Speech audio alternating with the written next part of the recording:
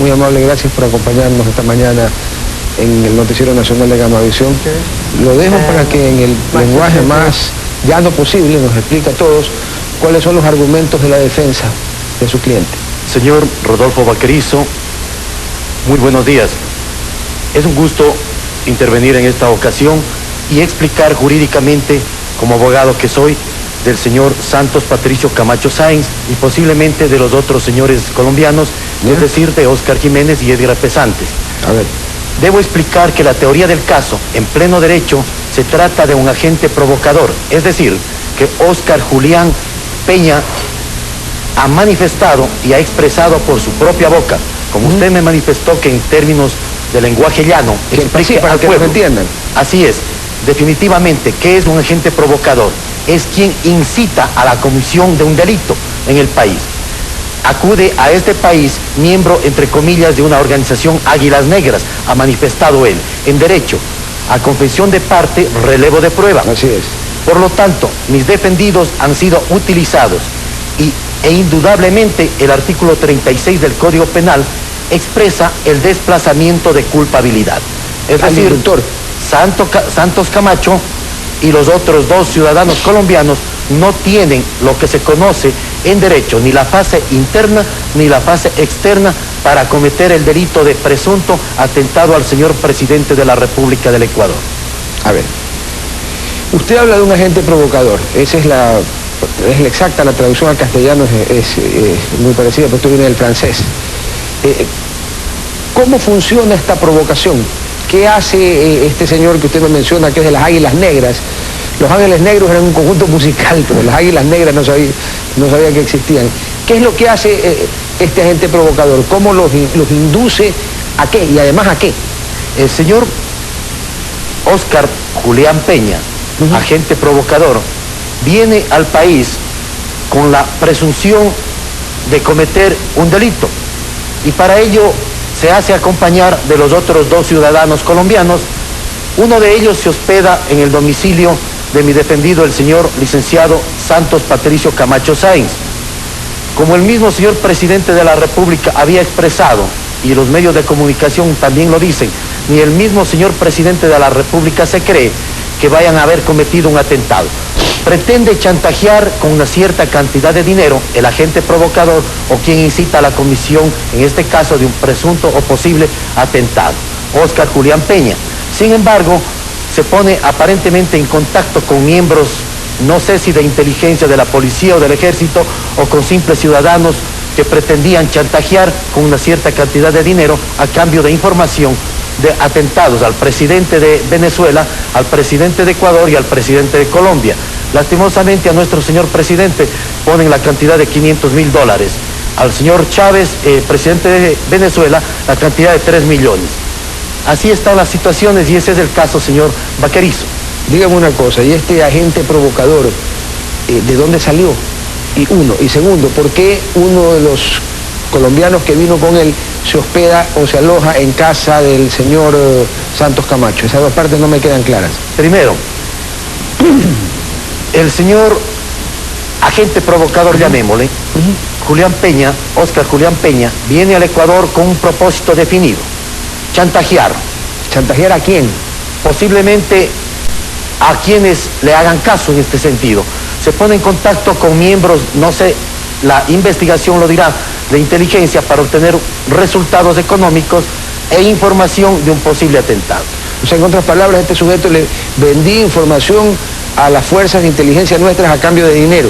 Posiblemente. Wow. En derecho son presunciones. Ya. Nuestro Código de Procedimiento Penal actual, y espero que así lo haga el señor representante del Ministerio Público, dos funciones: el de oportunidad técnica y el de investigación integral de la verdad. De acuerdo a nuestro procedimiento penal, es el sujeto procesal denominado Ministerio Público quien, entre comillas, representa a la sociedad, no a diferentes intereses, ni políticos ni jurídicos. Espero que la investigación sea real y precisa y que se dé paso a todas las peticiones de la defensa, como las que iré presentando dentro de los 90 días de instrucción fiscal. No, además, pues el artículo 24 de la Constitución, que está vigente, porque está vigente, consagra las garantías del debido proceso. O sea que no creo yo pues que la Fiscalía se vaya a saltar las garantías del debido proceso, porque se meterían en un lío. Me explicó la primera parte. La segunda, ¿por qué uno de los colombianos que vienen con el agente provocador se aloja en casa del señor Santos Camacho? ¿Cuál es la relación? El señor Santos Camacho se dedica, no es abogado, es egresado de Derecho. Yeah. Y entiendo que le solicita realizar algunos trámites en esta ciudad de Quito. E indudablemente es uno de los errores de algunos colegas. Le hospeda en su domicilio.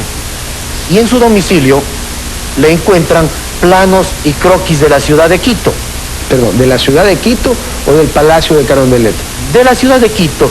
No sabemos qué sucedió desde el momento de la privación de la libertad de mi defendido, ya que se le mantuvo detenido e inclusive la audiencia de formulación de cargos, de acuerdo a las últimas reformas y que se están llevando a cabo en esta ciudad y el país.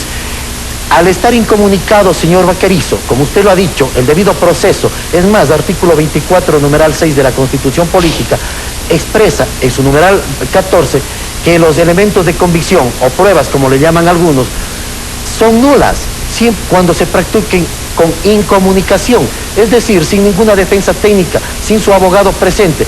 Es decir, que la unidad, la UNAS en este caso, porque así estaban bajo esa unidad, no realizaron a la luz pública con un defensor para establecer qué evidencias, entre comillas, o qué indicios existen para poder imputárseles en calidad siquiera de sospechoso a Santos Patricio Camacho. Una pregunta, al ciudadano ecuatoriano, así es, y a los dos colombianos se les encontró, hasta donde usted sabe, armas, explosivos, municiones, algún material físico que sirviera pues porque cuando uno va a atentar contra alguien no le va a tirar una piedra, pues me imagino yo que en el siglo XXI han de usar ametralladoras, lanzacohetes. ¿Qué les encontraron? Efectivamente, señor Vaquerizo, para el intercrímenes o el camino del crimen, para cometer el delito, primero viene la ideación y luego la preparación.